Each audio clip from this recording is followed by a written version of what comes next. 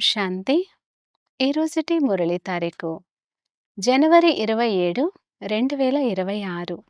శివ భగవానువాచ.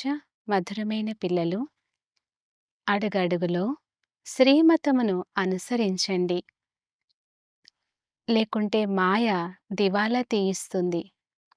ఈ కనులు చాలా మోసం చేస్తాయి, వీటిని చాలా చాలా సంభాళించండి.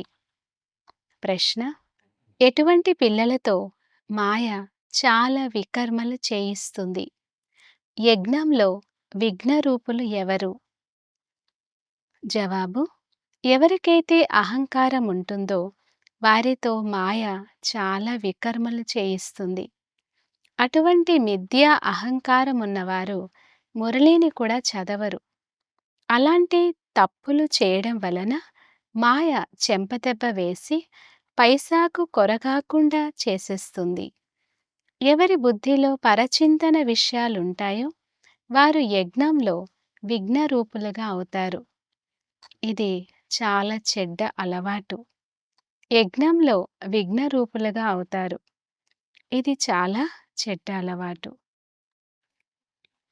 అచ్చా, మధురాతి మధురమైన అపురూపమైన పిల్లలకు మాత్పితా బాప్దాదాల ప్రియ స్మృతులు మరియు గుడ్ మార్నింగ్.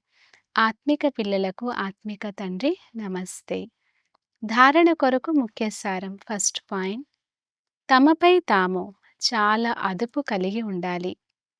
శ్రీమతంలో నిర్లక్ష్యంగా ఉండరాదు. చాలా చాలా జాగరూకులుగా ఉండాలి.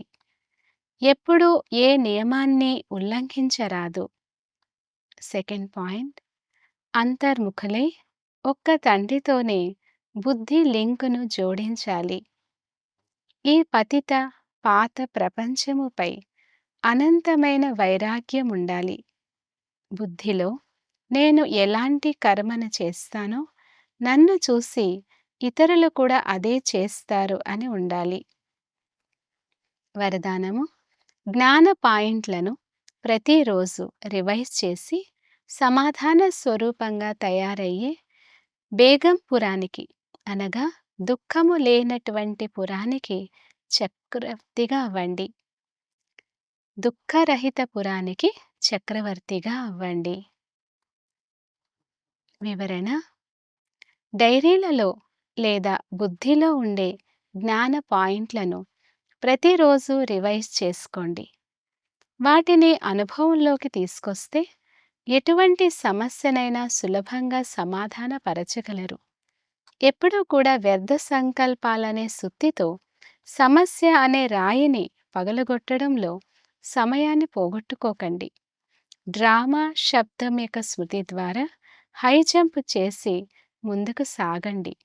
అప్పుడు ఈ పాత సంస్కారాలు మీ దాసులుగా అయిపోతాయి. కానీ మొదట చక్రవర్తులుగా అవ్వండి. సింహాసన అధికారులుగా అవ్వండి. స్లోగన్: ప్రతి ఒక్కరికి గౌరవం ఇవ్వడమే గౌరవాన్ని ప్రాప్తి చేసుకోవడం. అవ్యక్త సూచన: ఈ అవ్యక్త మాసంలో బంధనముక్తులుగా ఉండి జీవన్ముక్త స్థితిని అనుభవం చేయండి. జీవన బంధనం ఉన్నప్పుడే జీవన్ముక్తి అనుభవం అవుతుంది. జీవన బంధము ఉన్నప్పుడే జీవన్ముక్తి అనుభవం అవుతుంది. అక్కడ జీవన బంధనం అనే మాటే ఉండదు. అక్కడైతే కేవలం అదే ప్రారబ్ధంలో ఉంటారు. ముక్తిధామంలోని ముక్తి యొక్క అనుభవం దేన్నైతే ఇప్పుడు చేయగలరో అక్కడ దాన్ని అనుభవం చేయలేరు. అందువలన సంగమ యుగంలో ముక్తి జీవన్ముక్తిని అనుభవం చేయండి. వారసత్వానికైతే అధికారులుగా అయ్యారు.